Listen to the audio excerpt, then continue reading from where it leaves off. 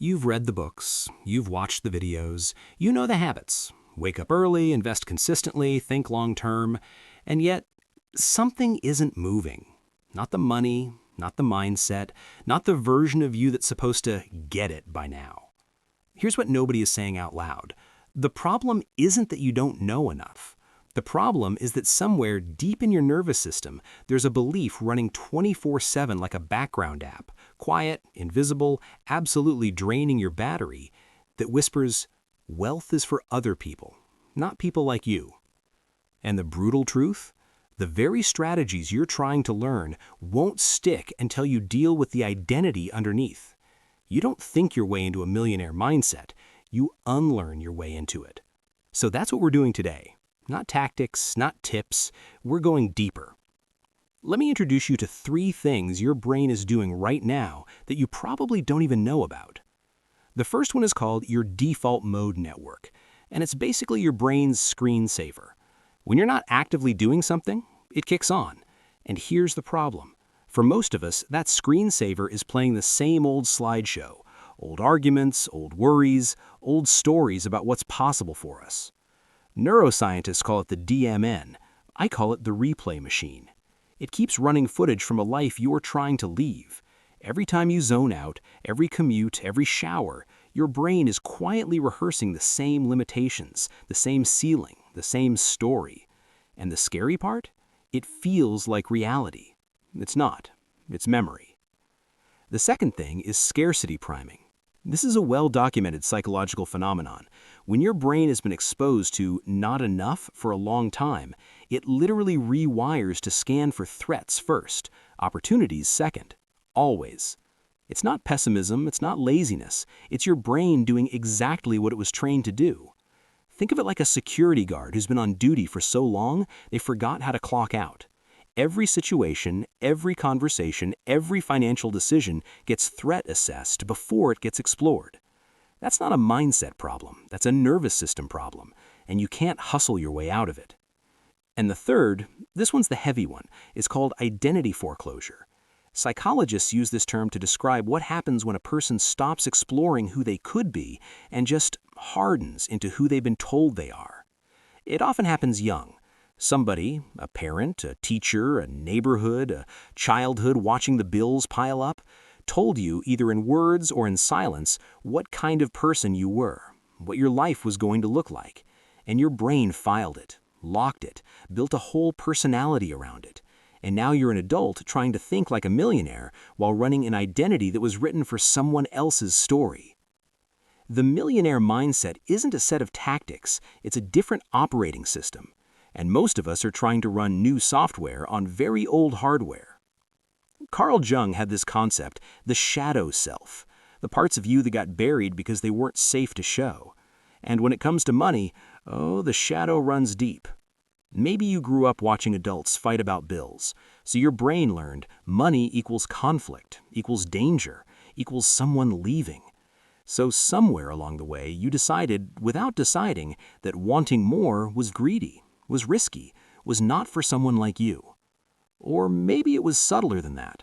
Maybe your family just never talked about wealth building, never modeled it, never said the words out loud.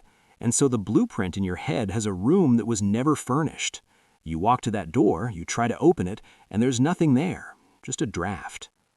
Nietzsche wrote about the way humans create values to survive and then mistake those survival values for truth. I don't care about money can be a genuine value.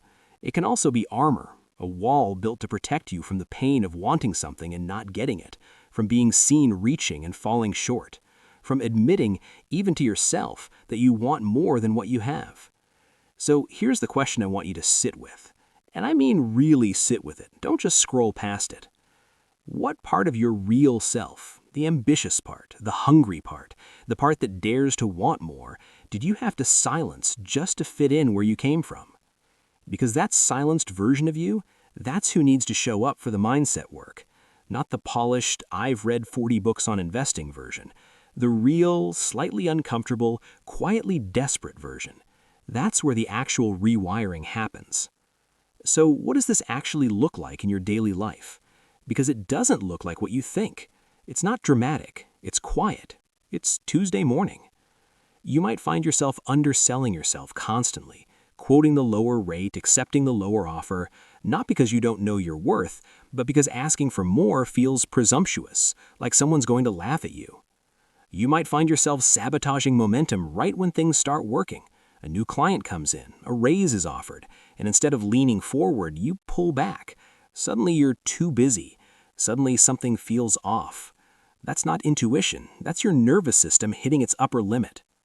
You might find yourself spending impulsively the moment money arrives, not out of irresponsibility, but because holding on to money feels unsafe, temporary, like it's going to disappear anyway, so you might as well spend it on your terms first. You might find yourself intellectualizing wealth instead of embodying it, reading every book, watching every video, collecting knowledge as a proxy for actually moving. The research feels productive. It's also safe. You can't fail at research. You might find yourself quietly resenting people who have more, not from malice, but from a deep pain that looks like judgment. They're lucky. They had connections. It's different for them. Every one of those thoughts is your brain protecting you from the vulnerability of wanting what they have and you believing you can't get it. And you might find yourself finishing each month vaguely behind, not because the math is wrong, but because some part of you keeps moving the goalposts, because arriving feels more dangerous than striving. None of this is a character flaw. All of it is a learned response, which means, and here's the twist, you were not born this way. This was installed, and anything that was installed can be uninstalled. But first, you have to see the code. So what does the actual work look like? Not the motivational poster version, the real version.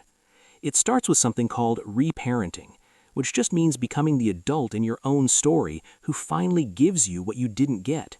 If nobody modeled financial confidence for you, you model it for yourself now. Slowly, intentionally.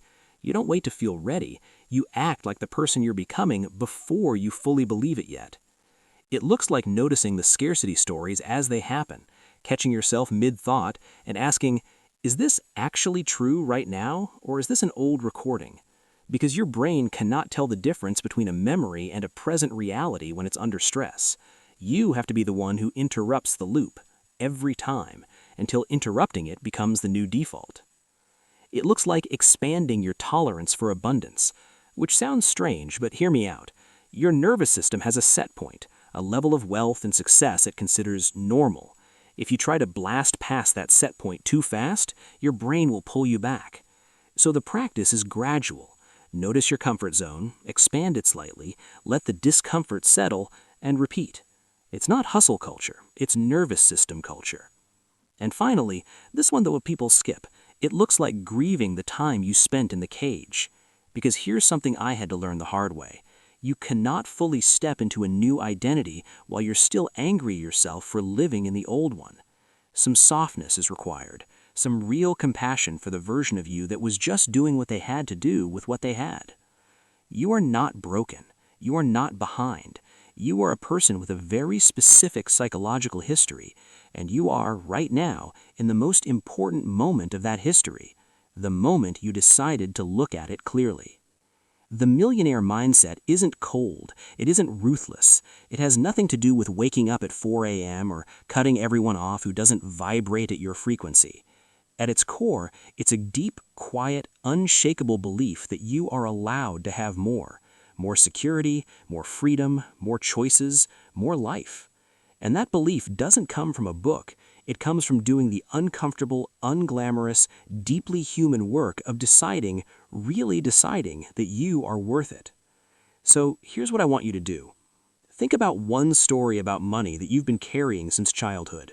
One belief that was handed to you by your family, your neighborhood, your circumstances, that you never actually chose. Write it in the comments, because the moment you name it out loud, it starts to lose its grip. I read every single one. Let's talk down there.